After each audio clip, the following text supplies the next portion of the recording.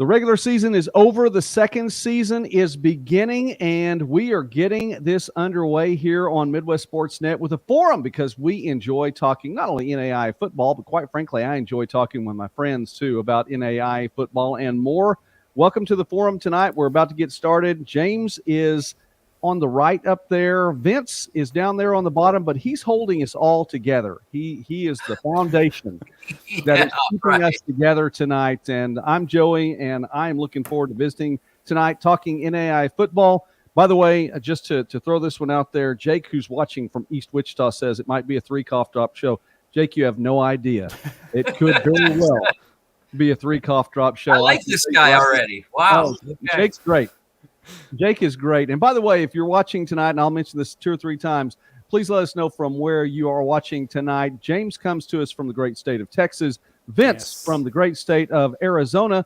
You know, those two states, they squared off a couple of weeks ago in some kind of series, some World Series type thing. Let's see. Let's not talk. Well, we won't talk about that, Vince. That's all right. We'll stick with football for right now. As it stands, and we do have some football to talk about. So before we go too much further with it, I do want to say this really quickly. I want to say thanks to everybody for watching. And I do want to thank the National Selection Committee because we're going to talk about a few things, good, bad, and otherwise on there. And a thankless job.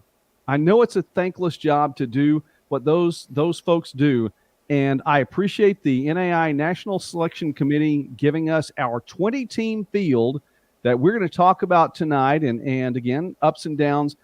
But there's a lot of work that goes into it. And in seeing some of the things, not behind the curtain on my end, but getting to see what goes into what teams are being looked at, how they're being selected, what goes into that selection or what should go into that selection. And I know it's a lot of work, so I just want to give a shout-out to them right off the bat. I know that's going to sound like I'm waffling on that. Bear with me because I just want to say that from the word go. And neither James nor Vince know yet, but we have a special guest coming up in a little bit here, so we'll talk about that as we're going on. Dale from Sioux Falls watching us tonight. Roll Stangs, they are in the mix. Todd saying Valor up. The Valor are in the mix as well. Jake's like, okay, let's cut to the chase. He doesn't care about all that. He wants to get into this other stuff. And Milton watching us from Lake Placid, Florida. Love that name. And yes, Indiana Wesleyan is in as well. So let's bring this up here really quickly if I can get my graphic to show up. There you go. Guys, that is a look at the 20 teams that are in the field. And I have it I have the graphic there where we can blow it up a little bit. Let's talk about these top 12 first. So you're looking at the top 12 here, and I wanted to ask you all from the word go, your initial thoughts. Let's go and just talk about the top 12 right now. James, I know that you've had an opportunity to look at this a little bit more now, and I know we were talking about even when the selection show came out last night, these teams that are coming through here. Some of these are automatic bids in the top 12. Some are at large in the top 12. So initial thought on these top 12. Well, I'm glad Northwestern is number one. If they were not, I was going to throw a fit. So they got that right. Number one is probably the easiest one out of the 20 teams, really, coming off the undefeated season, national championship. Grandview, boy, they blew out some teams this year. I like the pick. I like Kaiser at 2 losses in the number 3 spot. I love it. They have played very well. Their only 2 losses were to NCAA Division II teams. I like that they're not penalizing teams for playing Division II and just counting that loss like any other NAIA loss. So I love that. Evangel, undefeated, 9th. So they're not even going to host the next round.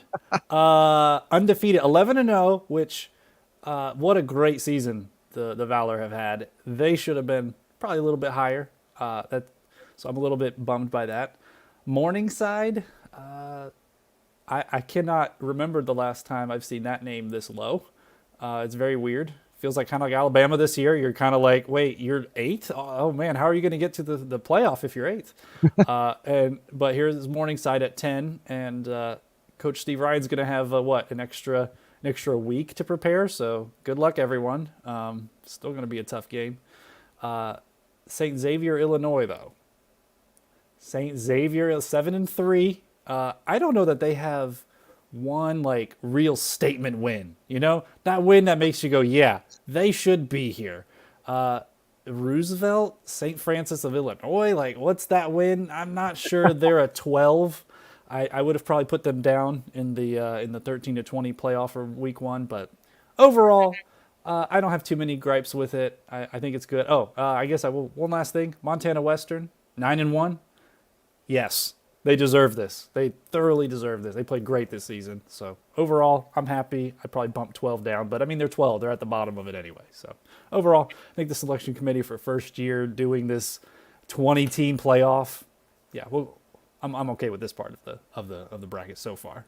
And I know that this has been mentioned, but not been mentioned everywhere. We've talked about it here on Midwest Sports Net, so I want to say it again for anyone watching. The top 6 were locked in. The top 6 were going to be the top 6 in the NAIA ranking, not rating. And I may say that 4 or 5 times. If you're new to the channel, it is a ranking. Oh, it is boy. not a rating. Here we go. That's all right. Here we go. I know. Hey, listen, that's okay. You're not wrong. And no, actually, I'm not. But that's all right. It is 1 through 6. It's in the final coaches poll. After that, it didn't have to be what the coaches poll was. And I was glad to see they took some liberty with that as well. Vince, your initial thoughts then on this top 12? I'm looking at it, and okay, credit where credit's due. Yeah, Northwestern, clear number 1 here. Grandview number 2. They like being second. It was that's where they were last year. That less pressure on them. Kaiser, Georgetown, looking down the list. Okay, Montana Western, Morningside, Iowa. I'm surprised they're not flying flags at half staff at Morningside, particularly 2 weeks in a row.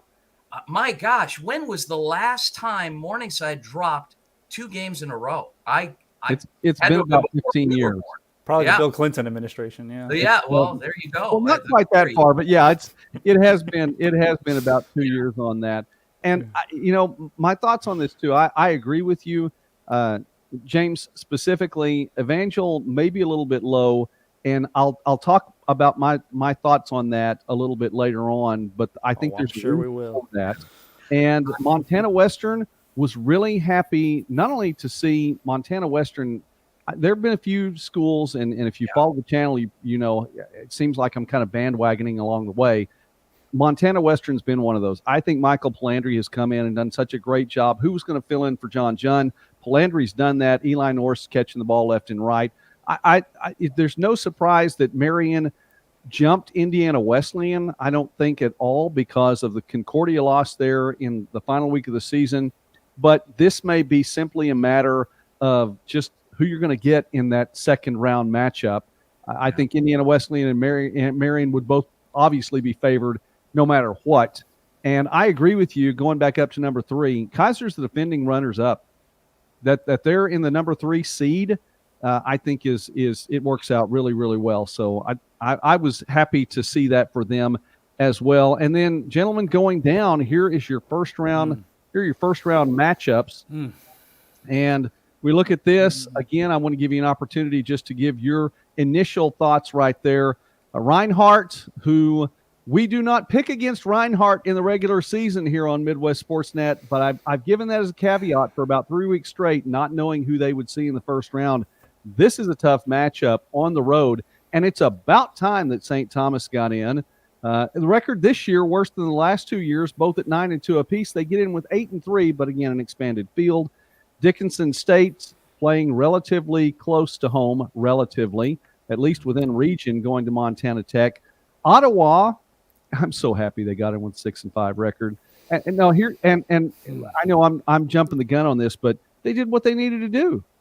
They simply did what they needed to do. Here's what the rules said: win your division. They won their division.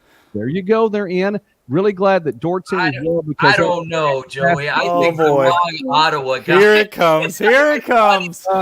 How in the heck is 6-5? What kind of a division allows? Where is the Sooner? You had a 3-way tie for first place Well, I don't see Texas West. I mean, like, come on, give me some teams. Give me Langston. Give me somebody from Sooner. Make this worthwhile. I mean, I had to I had to break appointments to be here tonight. At least give me a Sooner team in the postseason. I embrace. You get Louisiana Christian. They're right there. They're right there. Into the Frontier, and I embrace them. And but yeah, okay, Louisiana Christian. But I'm talking about perennial powerhouses in the Sooner, and okay, we got 2 teams from Frontier. That's great. I'm a big fan of College of Idaho. I'm big, and Montana. You got 3, yeah. Montana Tech, College of Idaho, and Montana Western. Oh, okay. Well, okay. Well, just give us one more in the Sooner, for gosh sake. I mean, man, not even the wrong Ottawa. What are these guys thinking? Who makes these selections? We don't. Well, somewhere. Oh, yeah. Nobody asked me on this. Somewhere, Casey Weeder is really happy right now because Ottawa, as he says, the real Ottawa has made it into the playoffs. So, and 6-5. Yeah, that's a lot to be proud of there, Casey. But seriously though, they did what they were asked to do. Yeah. I mean, what more can you say? And I'll tell you something else. In the old system, Ottawa wouldn't have made it. Not even close. They're not even close to a top 25 team, much less a top 20 team. This is an Ottawa team that's not going to be in there. Probably a couple of other. I think. Well, Reinhardt might be in there, but we do have the top 25 on there as well. So so we'll see. But yeah, that's a tough thing. All right, really quickly before I bring in my guest, who I know he's in the green room right now, just about to come on here. Really quickly, your biggest surprise from this, whether it be a team that's in there or a team that's not in there. Well, I hate to piggyback, but I think the biggest surprise was that the coach's ranking came out after this, and 3 teams below Ottawa, Arizona got at-larges, and Ottawa, Arizona did not. I understand. Okay, hold on. Now, I understand why it happened, okay? Yeah. But that doesn't negate the fact that I'm not so sure Dort doesn't deserve to be in over Ottawa. My surprise was just that the same day it comes out with these are the teams in the playoffs, the coaches are saying 3 teams are better, or 3 teams are worse than Ottawa, and Ottawa doesn't get it. So that was the surprise. It was just like I'm surprised the coaches ranking even came out. I figured they'd bury that, but at any rate, here we are. It's playoff season. I guess we'll probably talk about Ottawa later here, but that was by far the biggest surprise. Vince, you have a surprise there? Well, the fact that I'm checking here, Dort got an at-large bid, it looks like, and I mean they caught Morningside on the ropes for that second consecutive loss. That was a surprise for me this season. That I'm surprised that Morningside didn't come out with some fuel and really take it to them, and Dort really, credit to them. They won that game. I mean, that was a surprise for the season that Dort pulled that win off. I like the fact that again we got some teams in from the Frontier in that perennially they've been more or less like a 1-team conference in the past, and it's nice to see that they've moved a little bit and really are starting to showcase on getting some national respect. Dickinson State at 9-1. I mean, that's they're always in the conversation. Really happy with them. Followed them. But outside of that, yeah, I mean, I think everything is laid out the way it should be, with the exception of that team from Kansas getting in over the one from Arizona. Well, I'll tell you really quickly that my biggest surprise here, and then I'm going to bring in our guest. My biggest surprise, I was surprised by Montana Tech. I really was. And I did not have the Frontier as a 3-bid league. Just didn't. I think that there were possibly 2 Mid-South if Lindsey Wilson wins. And then I know there's some perspective on that, whether or not they get in anyway. But the GPAC I thought was a 3-bid league all the way around, and really thought it would probably be the only one. I was surprised by Montana Tech getting in. Now, for those of you all here tonight, and by the way, thanks to everybody coming out. Dave, as always, thanks for being here. Tony, thanks for coming out tonight. Roger, good to see you in the chat as well. Let me bring on somebody who is a friend of the channel and who has been around for quite a while and actually has seen a lot up close and personal this year. Coach Terry Harrison from Friends University. Coach, man, it's good to see you again. Hey, Jay, I appreciate that, man. Thank you. Can you hear me? We can hear you. Okay, good. Sorry. Yeah. If you've got that on, and Tony says go Bethel. But anyway, I think that's a dated reference. No. He's for sure, man. Nice to meet you, James. Nice to meet you, Vince. Good to meet you, Coach. Coach, did he pay you first, or did he promise after the show that you'd get something in the mail? Because they do have Venmo now. Well, our terms they're private. They're private terms. Okay. You know what I mean? Well, whatever they are, you make sure Joey holds to it. So that guy, Well, I promise you, I will disappoint you by the end of it. I promise you that. Well, this is a guy that made coaching in the KCAC cool. So that's why we bring him on the show. Actually, and I will say this, Coach Harrison, we talked about coming on the show prior to knowing whether or not his team was in the playoffs or not. So let me first start there, Coach, as we have you on here. Fantastic season. Yes, Jake Redcorn is blowing up the chat right now. BTF separately in chat, but he also throws out there this last one here. Let's go ahead and start right there. Put this in up. Can you see that there on your screen? Yes, sir. Are you familiar with that number? I am now. I learned a little bit more about it today we did our final radio show here at ESPN Wichita. We were talking about some of the statistics from the season.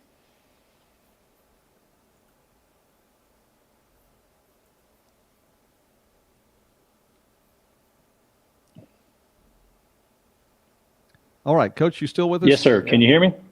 I can hear him. I can hear him. Yep. I can hear you, Coach. Maybe Joey is. All right. Can everybody? I don't know if anyone can hear me or not. I can hear. Now I can. Yeah. Well, I did mention. Well, I've lost. Well, since we're okay, I think I know what the deal is. That's fantastic. I think I lost my signal for a moment, so I hate that. Maybe I told you I would disappoint you. You know what I mean? Here we go. You did not. It's going so smooth. 4,611 yards. Coach, I have that down as the fourth most all-time in my research. That's the fourth most all-time. And the three rushing totals that are higher than that, including Reinhardt's of more than 5,000 back in 2016, those took 13 and 14 games to do it. You all did it and averaged, I believe, more than 416 yards. An incredible number. What goes into something like that? And when everyone knows it's coming, they know it's coming, and still you're able to pick up that kind of ground game. Yeah, well, we have really good players, number one, and that makes it a lot easier. And we've been doing this for a long time, and we're a really unique team to prepare for. And it's kind of what we were hoping we were going to be in the playoffs, just because we're a pretty tough draw, on a short prep week. And so that would have been awesome to see. But no, our kids did a great job. We have good players. Our quarterback's one of the best players in the country, and so as dynamic an athlete as I've ever seen. And so that's kind of how we did it. And our offensive line is really deep. All right, Coach. One more question before I get to one that I know for a fact that Jake won't let me go on with. Maybe on with my life. I'm not sure. I don't ask you one here in a moment, but I have to ask this really quickly. You've been in the KCAC with two different schools. It's been a 10-game conference schedule. You get Evangeline, which really helps the league as a whole because now you've got two automatic bids for the league. Vince is a little frustrated about the Ottawa bid, but still, that having been said, you go from a 10-game schedule that matters, and they all matter, but I mean that matters from a conference perspective to a 5-game schedule. What's that like, and what's the mindset change there? I don't think it was really that different for a lot of people. Let's just use, to not speak on other schools, let's use our example. We lost to Kansas Wesleyan by 7 points in week 4 or 5, whatever week it was, or 3, whatever week we played them. Had we not done that, we would have been 10-1 and an even stronger case to be an at-large bid. So it did matter. We just came up a little bit short. So, the main thing was, to speak to Ottawa a little bit, I think they deserve to get in. The part of the whole point of expanding to 20 teams was to allow for this scenario to happen. And for the integrity for the entire system to work, there has to be an integrity in the selection and the qualifying process. And Ottawa was able to do that, and for me, they're in our conference, a different division. I hope they do really well for our conference. And, hopefully I haven't watched them much because we played them earlier in the year, but hopefully they're playing their best football now. I know they dropped their last game to Tabor, but we hope they represent our conference really well, despite being at that 6-5 spot. But we really do wish them nothing but the best. And I think, it's just no different than the Sooner split. Let's say the Sooner grows. You would want an opportunity for two teams to make it, and you split divisions. And if it was Ottawa, Arizona, and that was your kid and your coaches and your school, you think they deserve to go. So I think they do deserve it. All right, Coach, I'm going to ask one. I wanted to give it to the gentleman here and see if they have one really quickly. We want to make good use of your time tonight. Thank you, by the way, for stopping by the program. That's it's a big deal. But Jake asking about how close. I know that you very likely do not know the answer to this, but how close do you think you were on the outside looking in? We've gone over this on this channel because we've talked about the ARC on this channel. We've talked about the polls, what they're there for, what they're used for. I think one thing I didn't mention as strongly or give as much emphasis to earlier the last week or two was how they really do vote on each team individually. I mean, the selection committee, it's not just like a group of teams. They go through and vote on each team individually. Talk about your perspective, and obviously it had to be close. You were in the top 25, so you know that you are in the running for that at-large bid. Yeah, I mean, I'm assuming we were a couple votes, a couple teams away, maybe 1, 2, 3 teams out. It kind of, without being in that room, you don't really know. I do know, we were never in the top 20. We got to 25, and then that's when we dropped that 7-point game to Kansas Wesleyan, which knocked us down. And we really didn't get back in the rankings until too late. And then obviously we lost to Evangel by 9. We just didn't play very well down there, and they did a great job. So we just had really bad timing. If we had lost week 1 and maybe entered that top 25 late, maybe we had that opportunity. But I'll tell you, that's the really hard part. So like for Vince and James, I honestly have no idea what your experience is covering the NAIA. But having coached in it now since 2018, timing is a big deal. And when you lose or when you're playing your best is a really big deal. And so our timing was a little bit off on not pulling some games out. That's one thing.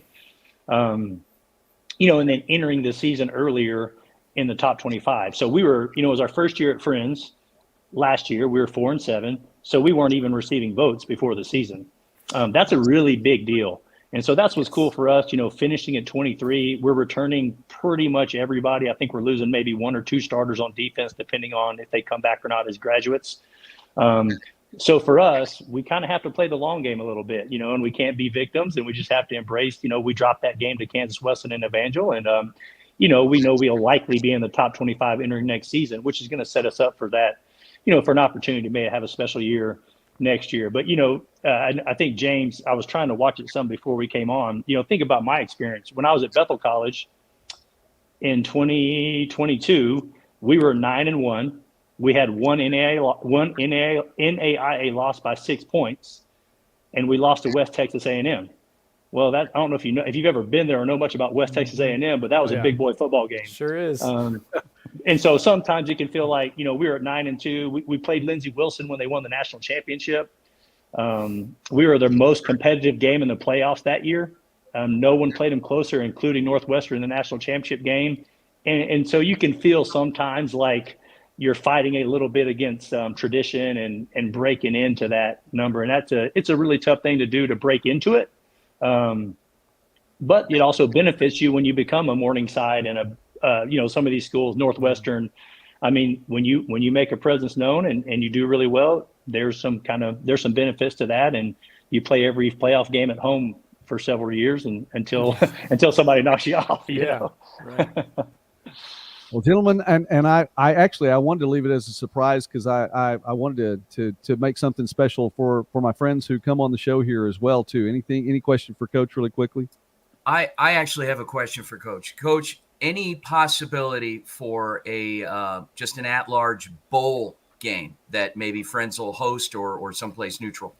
Number one, we would love to do that. We always played non-conference games before so I've played against Mid-America in a non-conference game. We played Texas College one year when I was at Bethel. We played West Texas A&M. So our schedule doesn't allow for non-conference games, number one. There's an association, I forget the name of it. but it's a Christian college association. Right. In the Victory past, Bowl, yeah. Sterling has played in it and out of the our NCCA conference. Victory Bowl. Yeah. Yes, sir. But that's a different organization that you have to be a part of, and not every institution chooses to be a part of that. And so we would not be able to do that. We're not a member of that organization. So you have to, your entire school has to be a part of that association, and we're not. So those teams could do that if they do it again. I don't know. I'll go on the record, Coach, that if you guys figure out a way to host a bowl game, participate in a bowl game, I am volunteering the services of all three of us here that we will broadcast that game and cover it for you. There we go. Are you going to get Ottawa to play them? There you go. But no, seriously, we'll do that, right? I'd watch an Ottawa Friends bowl game. Yeah, let's do it. Yeah, I'll tell you this.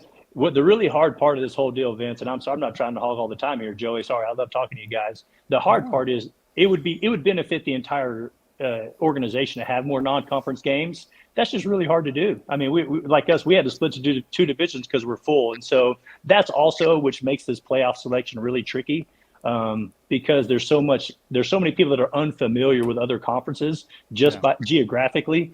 And that's why that ARC rating is such a big deal now. And I know moving forward, that's going to be a really big deal because, you know, in your regions, you're going to have a little bit more expertise on how to rank those guys out. And I'll tell you, I think our ARC rating was pretty accurate.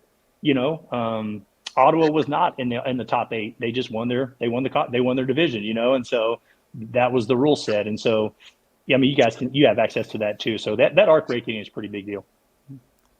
What? I got a quick question if we got time, Joey. Yes, we do, but let me drop that on there really quickly. There we go. This is not the final one, by the way. Okay. This is the next to the final one, but we've been showing this here on the channel, so you guys have an idea. And this is not a state secret. This is something that's out there so that we can know about it. I'm peeking behind the curtain a little bit, but I'm not showing you something that's not out there, you know, so that it can be seen and dealt with. And where this is the next to the last one. Well, there you are right there. If you can see that little cursor, Coach, Friends and Bacon. Yeah. We ended up tied 4th or something like that. There in the next to the last one, and I haven't seen the last one yet. Yeah, so. I haven't either. Yeah. All right, go ahead, James. Ask your question. Yeah, Coach Harrison, thanks for coming on. Question: so there are no planned changes to the KCAC to allow non-conference games next season? Yeah, we just can't. Our schedule is full. Okay. You know, like there's no way to do it. If you could schedule non-conference, do you have any preference who you might want to play? No, honestly. So I was a high school coach for a long time. I mean, I never thought I'd be coaching in college. And so, like I mentioned to you before, I mean, when I was at Bethel, we teamed it up with West Texas A&M. We played Mid-American Nazarene in the COVID year. And we went down and played Texas College, and I forget the year now. They all kind of run together. But I really love non-conference games. But like I said, what I do now is we try to scrimmage. I mean, there we go. Any NAIA coach who watches this, we can scrimmage and see each other with a week before games start. That's one of the benefits of NAIA. But it's hard to get people to do that. It's early in the year, and you know, we run a pretty unique offense and defense, so most people don't necessarily want to scrimmage against us anyway. So I get it. Open invite. See, I would think any coach would want to see you as game one because you have all summer to prepare, and then you can just forget about that for the rest, pretty much the rest of the season, and just go from there. Coach, man, it means a lot. Thank you very much for taking time with us and coming on the show tonight. And Jake Redcorn, who I think is the biggest fan of the channel here, which we appreciate him on. He also let me just go ahead because he said you heard it here first. By the way, as Vince volunteered all of our services, Jake Redcorn said he would tailgate for that whole game if it happens. And he says that the Friends Falcons will play in a national championship football game at Riverfront Stadium there in Wichita, home of the Wind Surge, under the reign of Coach Harrison. So there you go. Hey, man, that's the goal, man. We're pushing towards that every day. We really are. We're pretty proud of what we're doing right now. And then the last thing I want to say, I came on this as a friend of the show and a friend of yours, Joey, and I appreciate everything you guys do. I think one thing to consider, number one, this is all about our kids and players. This is all about entertainment, and those kids go out there and every school out there, from Ottawa University to Northwestern and Iowa, those kids, they go out there for our entertainment or for people's entertainment and, for other reasons as well. But I will tell you that playoff selection committee, there's no extra pay. It is strictly volunteering your time on Sundays, and those are coaches. I'm not on it, by the way, but those are coaches that are volunteering their time on a Sunday away from their team. And so just keep that in mind as you hash it all out, and this is what makes sports very fun, and hopefully we're in there next year. Okay, Coach, if you said you were listening at the beginning, you heard what I said from the beginning. Then we said we are appreciative of the National Selection Committee. We don't agree with everything, but we very much appreciate the National I don't either. And well, okay, that's all right.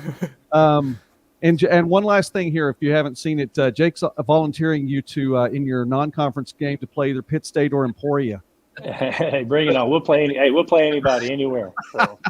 There you go. Just in case anyone knows, a couple of very strong D2 teams from the state of Kansas, where Coach Terry Harrison hails right now in the state of Kansas. The great city of Wichita, which is also home to one Jake Redcorn as well. East Wichita, he always wants to clarify that too. Coach, thank you very much for your time tonight. And I know I always say that. I appreciate the friendship. I appreciate getting to visit with you tonight. Thank you for coming on and just being a guest with us tonight as we talk about some of these things. And we do wish you well for the future. 9-2 season, an incredible record-setting season, I think, all the way around. And, the other thing about it, and I have to say this really quickly, guys, I appreciate your take and how you lead the young men. And from my perspective, if you've watched this channel, you know who I am. And I don't have to wear a cross on my shirt or throw Bibles through the screen to try to tell you who I am. Hopefully you know who that is. I appreciate what you do there with your team and friends and the example that you lead for them, not only on the field, but also spiritually as well. So thank you, Coach, for what you do, and thanks for being on with us. I appreciate you guys. BTF, we'll see you guys in the playoffs next year. All right. Thanks, Coach. We'll let you go. Venmo, Coach. Don't forget. All right. And it was a lot of fun. That was a lot of fun. I really am glad he was on with us tonight. So that was fantastic. Jake dropping by with a super sticker tonight too. So thank you very much, Jake, for being a part of the program. Listen, he's always a lot of fun. And there are a lot of folks on here in the chat every Thursday and Sunday that we have a lot of fun with. And I just appreciate him being on there. Vince? Joey, I want to add, I'm going to interrupt you really quick. I'm very serious. Really? If our viewers and listeners want to see us cover a game, we can broadcast a game and maybe we can, if there's a bowl, if there are some businesses in a community that want to sponsor a bowl game, we'll go out and do the game. I think that'd be a lot of fun, particularly if it's anywhere around, I'm in Arizona, I'm willing to travel, but to be closer to you guys in, Dallas, or Tulsa, wherever, somewhere central. So it's a lot of fun. It's a lot of, hey, listen, that's a lot of fun. I have, I've been calling a D2 bowl game for the last 10 years. I have a little bit of experience doing play-by-play, so I would enjoy doing that. It'd be fun to call it with some of you guys. I'm pretty sure that James can produce a game. Just guessing. Absolutely. Let's do it. So that'd be, so listen, there we are. Somebody sponsor that. I can provide a little comic relief, and we're off and running. All right, let's go back here really quickly. Let me put this one up here for you. I will. I say we get Jake Redcorn to sponsor them. Yeah, there you go. We call it the Jake Redcorn Bowl. Exactly. Yeah. Some more super stickers. Get us out there. Yeah. All right. Just a few more stickers, and we'll have it. Put this here. Okay, guys, what do you think about this? This is the final. This is the top 25 final, and let me enlarge that just a little bit so we can see it. So we can see the tears on Vince's face as we go through it. Northwestern, Grandview. Again, the top six are the top 6 seeds. Bethel, Montana Western. I was really pleased with Montana Western. Guys, I'm just going to talk through this and interrupt when you need to. Morningside, College of Idaho, and St. Xavier all tied in that 10 spot. And you mentioned something, James. St. Xavier, what is the signature win? And I don't know, other than Roosevelt in the de facto playoff game that was, I don't know that there's a signature win, but there might be a signature loss.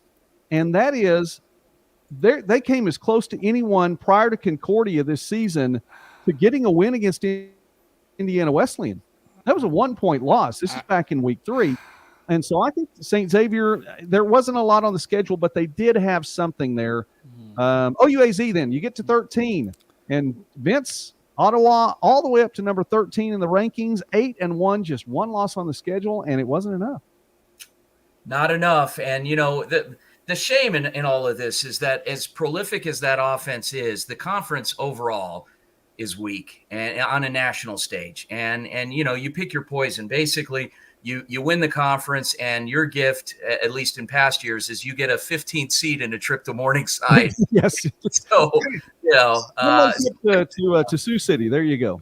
Sioux City. So until the conference as a whole strengthens on a national stage, they're going to individually they're going to struggle. So yeah.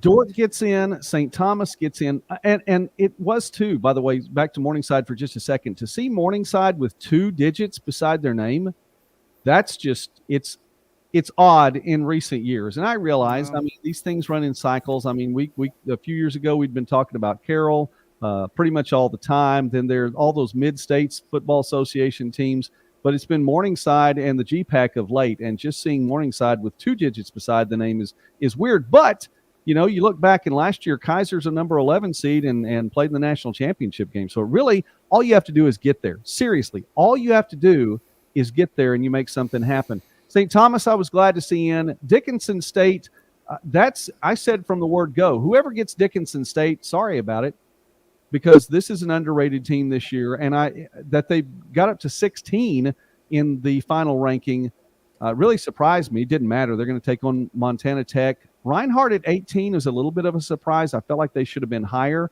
And then you look at the 21 through 25. And I'll take this time right now. As a matter of fact, let's read them off. Louisiana Christian, Mid-American Nazarene, Friends, Carroll, and Benedictine. So let me get my first soapbox really quickly. I think that Coach Harrison said what I would have said, and he's a little more, I'm always euphemistic about these things. I'm probably not going to be too hard, but there are times that there are teams and programs that it seems like to have the Lifetime Achievement Award when the season starts. And you get that in the preseason ranking, not rating. And it definitely is at that point in time. Folks, it is definitely a ranking if it happened before the season started, because you can't rate something that hasn't happened yet. But I digress. It is one of those things that, I mean, you didn't expect Friends to happen. Friends had to work hard. Mid-American Nazarene, 9-2 season. They're in that 21 through 25. Why is it Evangel undefeated and still at that number 9 spot or number 8 spot as it is? These are programs that did not get the looks early on in the season and had to struggle and work just to get a little bit of attention. And in the end, it wound up not being enough. I'm off the soapbox now. Anyone else? No, I just jumping on right back on it. So that's been one of the biggest things I've noticed, especially with a team like Ottawa and the Sooner. The like I call it pole. Can I call it a pole? Pole inertia. So where you're starting and how far you can fall and rise. Being in the top 10 almost guarantees that if you lose 2 games in the season, no matter what, you won't drop below 20. So, and it's only because of where you started the season. Those could be the 2 ugliest losses, and it's pretty hard to fall below 20 because of pole inertia. And he's kind of hinting at that, talking about how they had to scrape and fight to get there. 2 losses on the season. They're 9-2, 4,600 yards rushing. They were a dominant force. NAIA as a whole, at the top, it's not uncommon to find those rushing teams up there. They get those offensive lines. They're big, they're strong, and that's how you win championships. Friends showed they could do that, but they're in the 20s because they're 2 losses, I guess. I mean, what would be interesting, and James and Joey, what would be interesting is if and I can understand the powers that be that expanded the field to 20. That's great and all. There's a lot of schools out there, and schools like Friends, like an OUAZ, that are on the outside looking in. That if they did some type of a play-in game, a play-in to qualify to get in, and to settle that argument of, well, we didn't win the conference, but we were just good enough to at least be as good or better than some of the conference winners. Give us a shot at a play-in game. Whoever wins gets a bid. Something like that. Respectfully, though, that's the whole point of going 16-20, though, right? Is you now have to play in to get into that 13-16 to go get walloped by Grandview the next week, right? But I like it in the sense that a team like Ottawa, they get in for the first time. They don't have to be the 15-16 and go to Morningside, Grandview, Northwestern, right? They can actually play a team maybe a little bit closer competitively. I don't know. Some of these teams down there are pretty good. So I don't want to make it seem like it's easy in that first round or the opening round now. But yeah, so I kind of like the format, but also it does kind of seem like, you're getting it. The solution here really is we need some bowl games. Like we got to have 1 or 2 bowl games. You don't need to have what the NCAA has, which is, the San Diego Credit Union Poinsettia Mom Bowl. No, we just need like 1 or 2 for, again, Ottawa, Arizona Friends would be a great bowl game. Like it'd be very entertaining. You'd get to see the air raid versus the ground attack, I guess. It'd be very interesting to see. But that's going to be the solution. I think we already have the play in with this first round matchup that Joey's already teeing me up for. Have they announced the Victory Bowl matchup for this year? I know it's coming up. I haven't seen it. I haven't heard it yet. I haven't seen it, but I honestly haven't looked at the site yet today. I've been looking at this one a whole lot more today. So well, let's go to this really quickly, and I'm going to keep it up here for a moment because I want you to notice something that's on here. By the way, Tony, I see that Joaquin with the school record 33 touchdowns for Bethel. Bethel. Boy, how about the Wildcats this year? Really doing well. But let me throw something out here.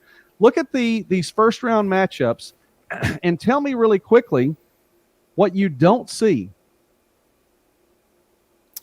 Can you tell me what's not there? What's not there? What's not there in those first round matchups?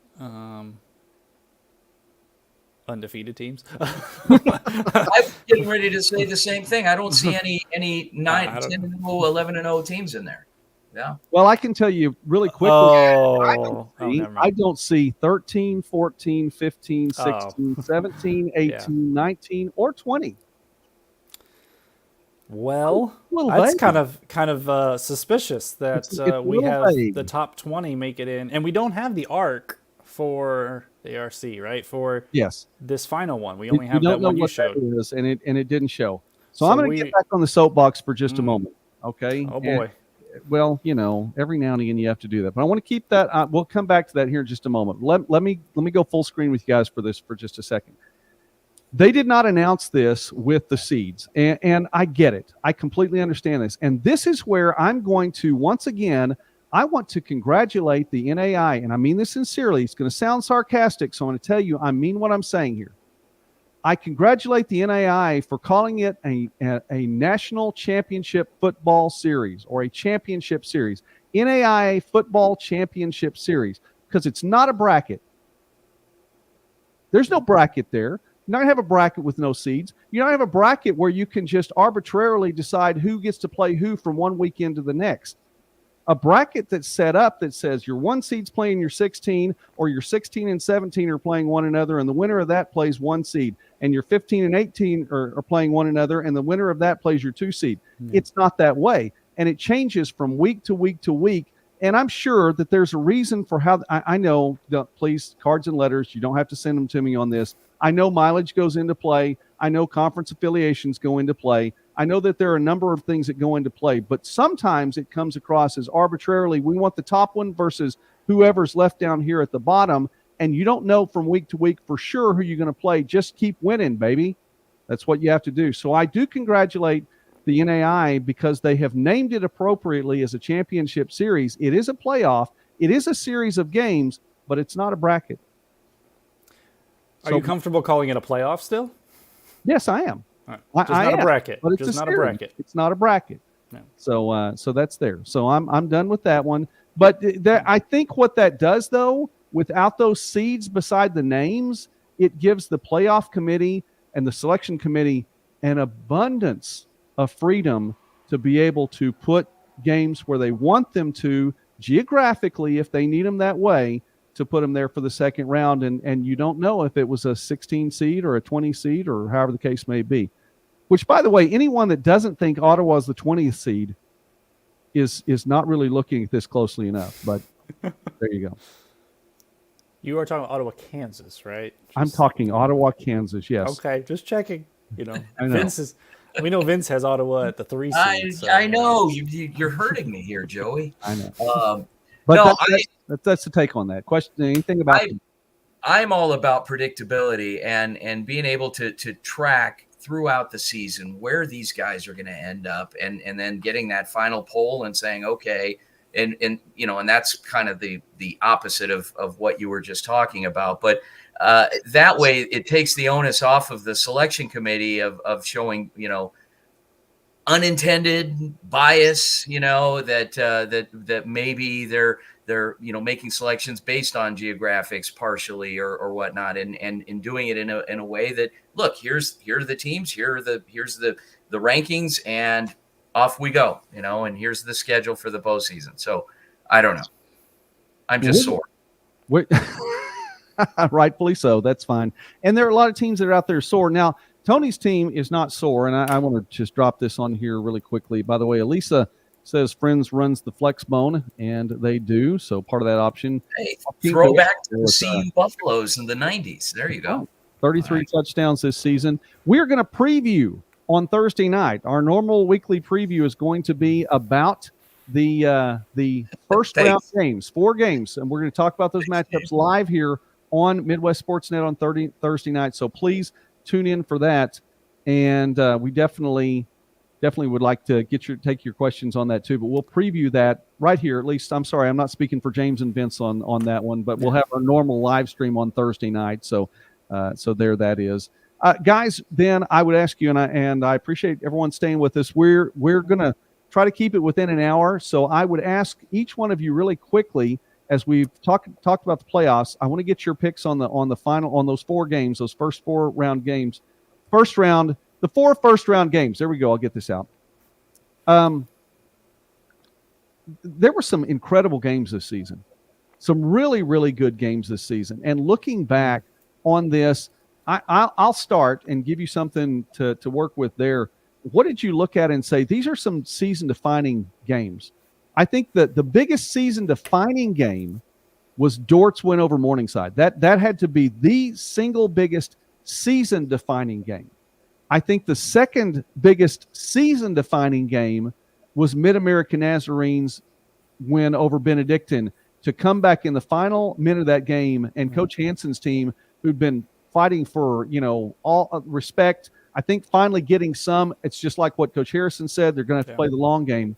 They're just going to have to play the long game to get that respect.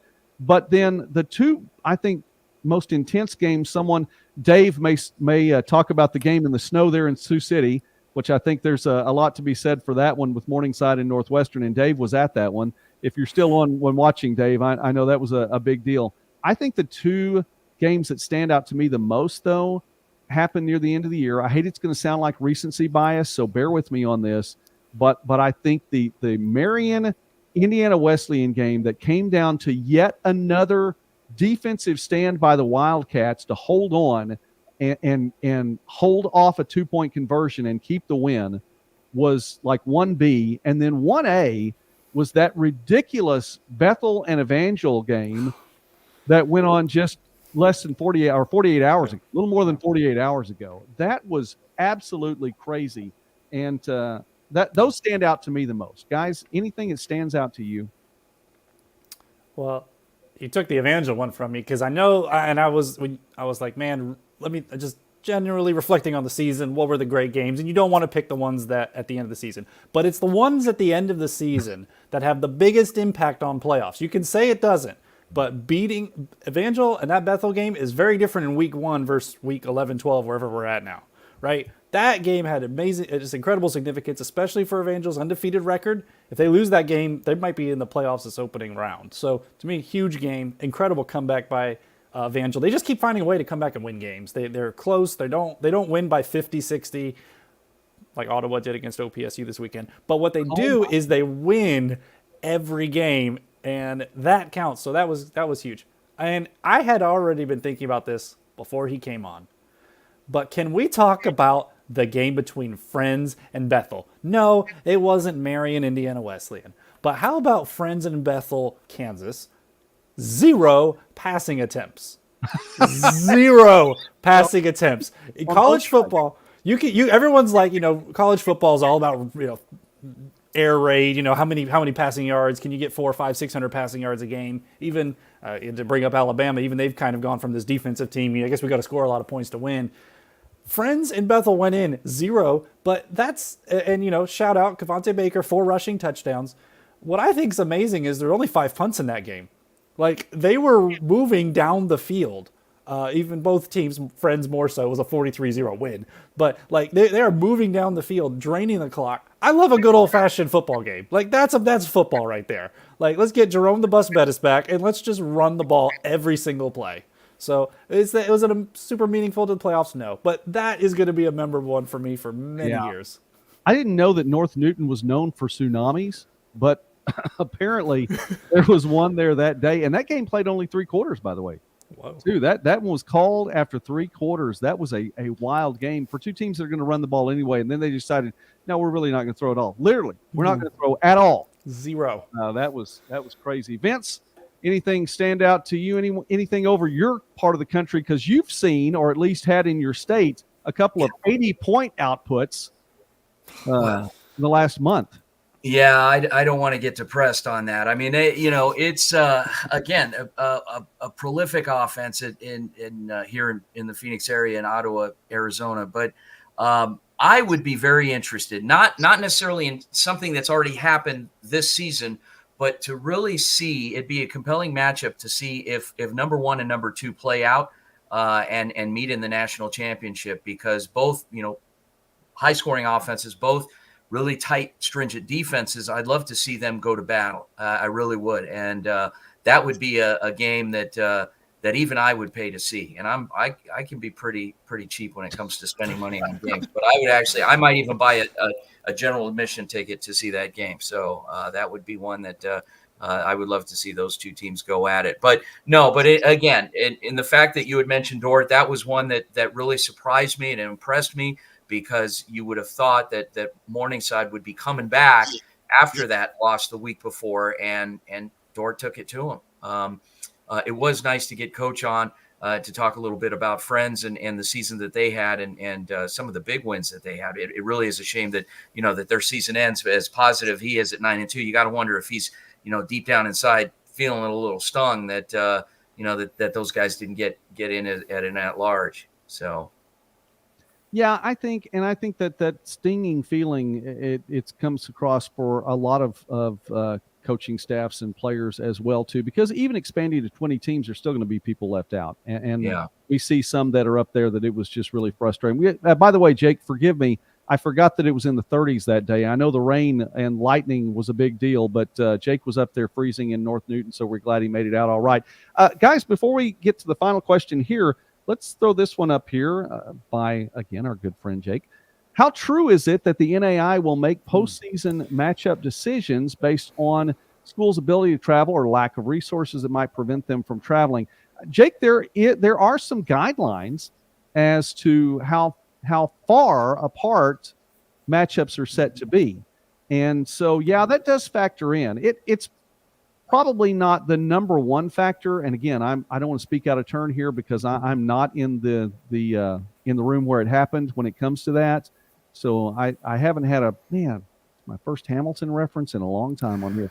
But I'm not in the room where it happened on that, so I couldn't tell you for sure. But it does factor in, and they will try to keep it. And I've heard 800 miles, but yeah, I believe it's 815 off the top of my head. I'd have to double check, okay. But that's if it's 815 or under, the team is said they can drive. They do not have to fly. If it's over 815, they have to fly. The significance is obviously flying a football team is not an insignificant expense, especially at the end of a season. Right. So they're gonna do their best, but obviously there are some matchups you can't just you got to fly. Like there's just no way to get around it. So, but I feel like that becomes more of an James, I want to ask a question. James and Joey, you guys have been around for a long time. I think you guys have been around since Joey had hair. And so the question I have is, sorry, I had to throw that in. I was looking for notes over here, and okay, there we go. I wanted to make sure you were listening. Joey, you were looking down. I was worried. Shots I'm talking fired over here. My gosh. What about rather than teams, higher seeded teams hosting? Why not do a regional? Like for example, if you've got a team in Idaho and a team in, I don't know, New Mexico, why not meet somewhere in Dallas or someplace regional or Denver for those first round games. And kind of like, for example, my part of the country, the Pac-12 championship football game is not at the host team, the higher, the higher seeded team. It's at a, at a neutral location in Las Vegas or in Salt Lake or, so something like that. Oh. That would cut on travel. So James addressed that. I was going to say, unlike the Pac-12, the NAIA will be around next year. But there you go. So I think the main thing is once you've paid the money to fly a team somewhere, it's not much more whether it's to Denver or Montana if you're a team in Arizona. So you might as well let one team incur that expense. I think that's going to be the main reason, because the biggest expense is getting the plane up and down, really. And for each player to only have 2 flights is a lot cheaper than 4. But I like the concept. I think how do you make it work? Now you mentioned regionals. There are in the ARC, you kind of have it broken by regions already. Yeah. So that much is kind of already figured out who's in what region, how you're the power ranking, not a rating. You already have that built in. How do you do the logistics on that? Yeah. I think I'm interested in. I mean, I believe that's how NCAA, and Joe, you might know this, in D1, D2. I believe they do regional as far as their championship series. Is that correct? Do you know? Yeah, they do. And by the way, here on Midwest Sportsnet, where we cover small college sports throughout the Midwest and beyond, and more, I wanted to. I cover a lot of D2. Matter of fact, I actually work at a D2 university right now too. That's things have changed here. And down here in Durant, so it's a little corporate man now. Yeah, you're D2, my God. Got to tell you, but I really do, and I'm actually going to broadcast a D2 volleyball championship this weekend. D2 does go by the regional, and that actually is something that's a point of contention too, because that's something the central and let me give you the example. The central region is a bear. It's an absolute bear, and I'm talking not only football, volleyball, basketball. But you named it. This baseball, this softball. Oh my goodness! Yeah. Volleyball, it's crazy.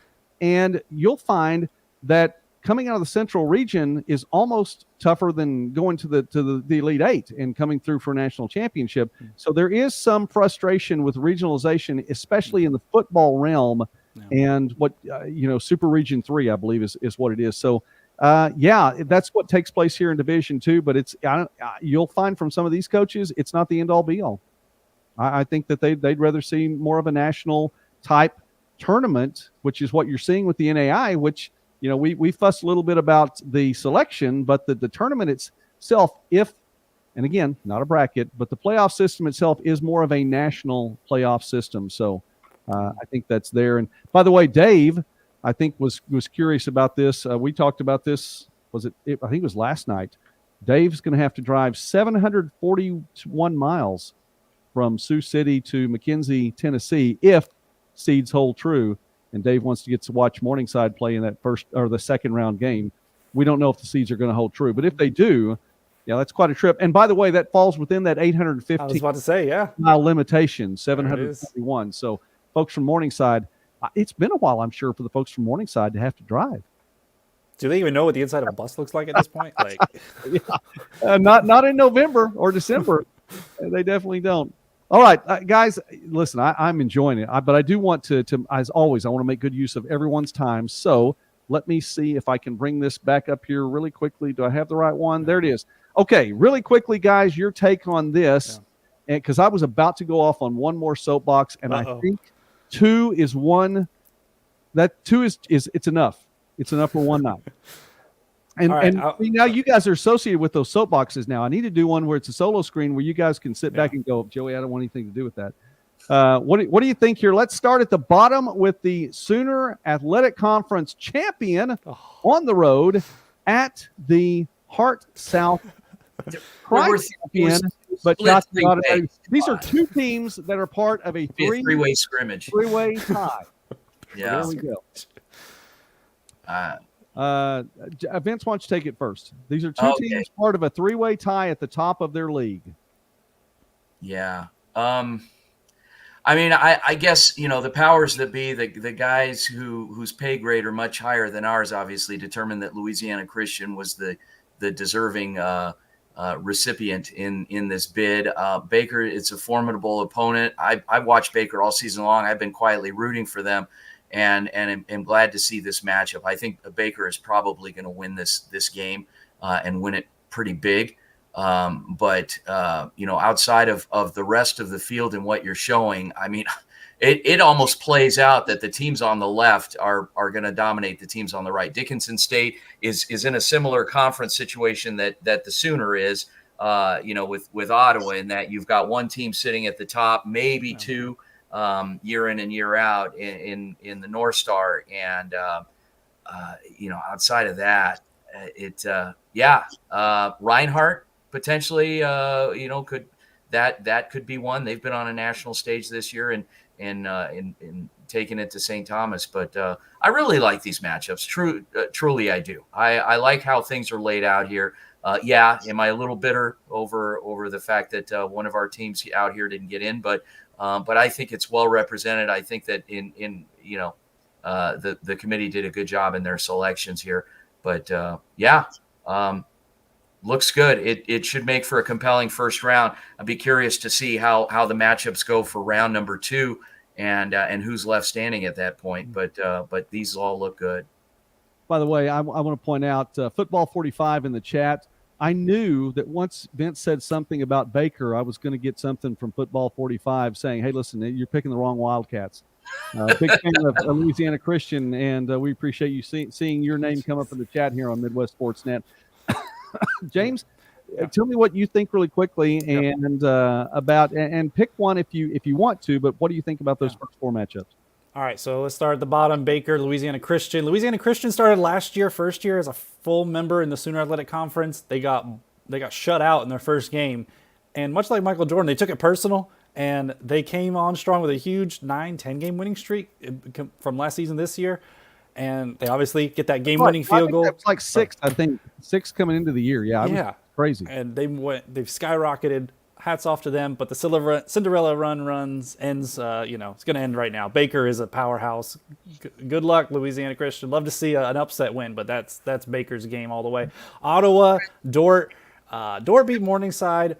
Ottawa, they're like the 7-9 Seahawks from a couple years ago, where they're like, why do they get to host a game? And then they ended up winning, and you're like, okay, I guess that's legitimate. So like could they be those Seahawks that actually win the playoff game? My money's on Dort, if I was actually betting money. And then Montana Tech, Dickinson State. Okay. Montana Tech is a very, very dangerous team. They play in the Frontier. Everyone knows the Frontier is very difficult to judge because they're all beating each other up all the time. We say it all year long. But Dickinson State is having a very good year, 1 loss. I'm going to pick them in this one. And then lastly, I'm not going to quite pick the home teams all the way, but St. Thomas Reinhardt. Okay, Reinhardt. You're going to have to show me something. I'm a little suspicious of Reinhardt this year. I know they're good. I know they've been perennially good, but it's been a little while since they won the national championship. Okay, so if we're just playing the favorites game, St. Thomas, on the other hand, they went to Carroll. They flew to Montana. They flew to Texas. They're trying to play non-conference games. They came away with wins, some losses. Overall, I like where St. Thomas is at. I want to see them get this win. Very good.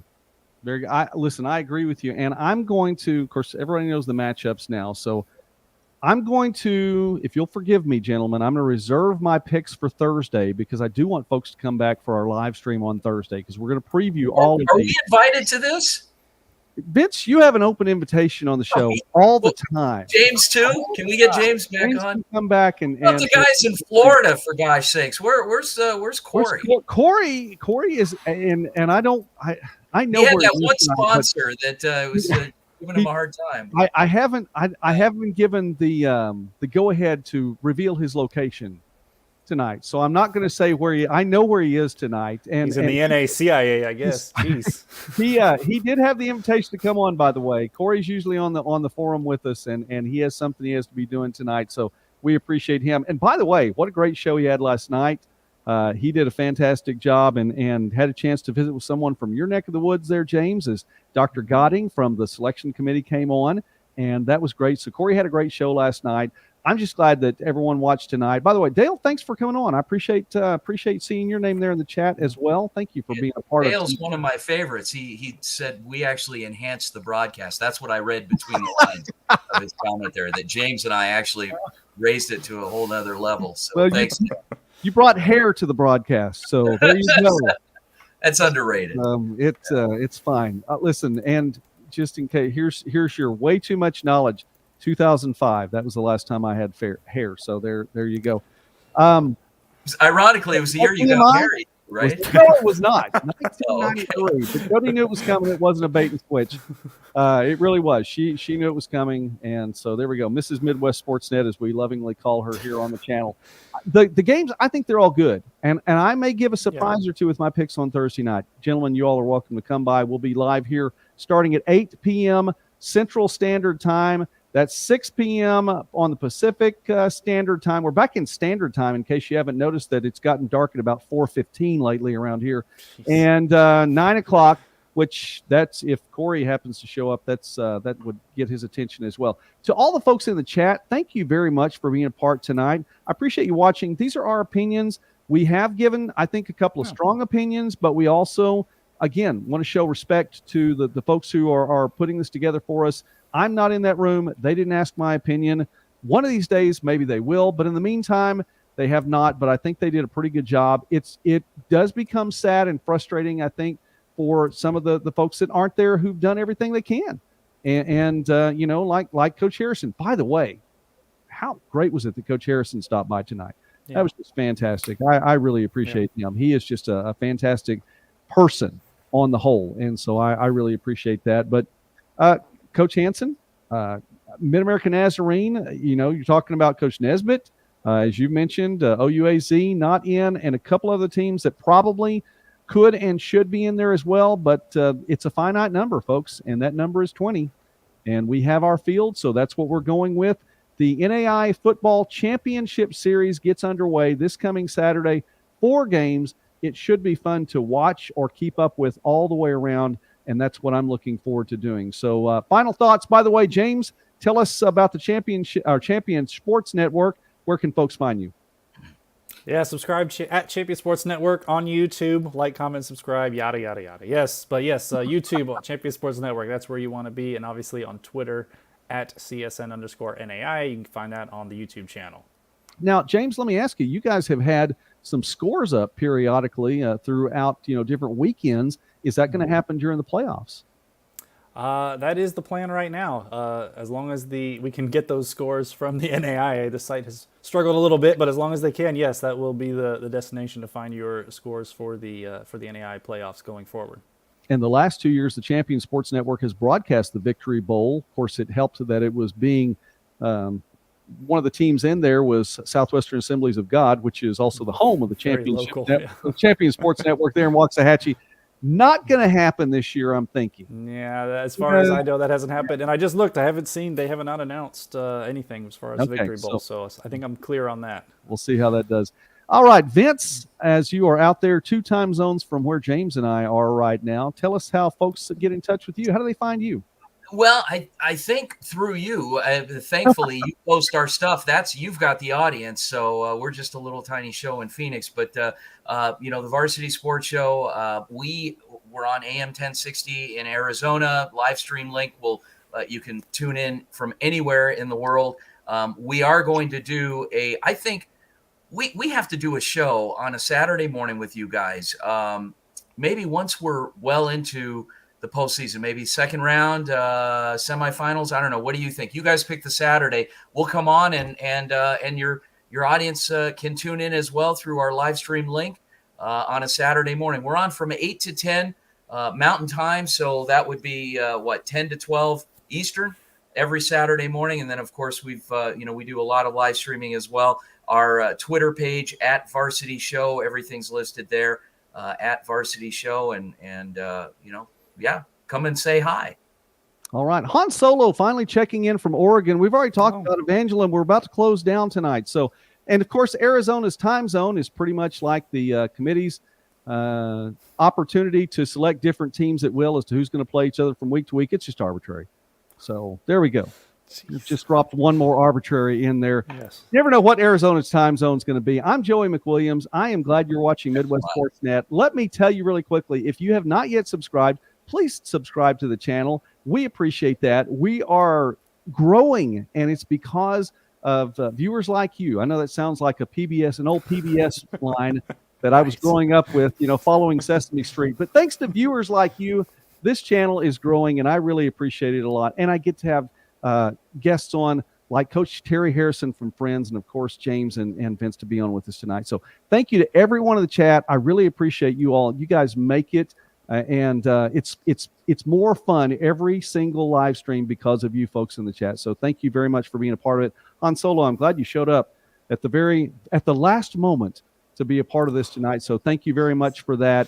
James and Vince, I appreciate it. Thursday night, right here, 8 p.m. Central Standard Time. Tune in, and we're going to talk about the first round of the NAIA playoffs. So don't miss out on that. Guys, means a lot. Thanks very much. And we'll see you later. For James and for Vince and for Coach Terry Harrison, thanks for watching tonight. God bless you all. Have a good night.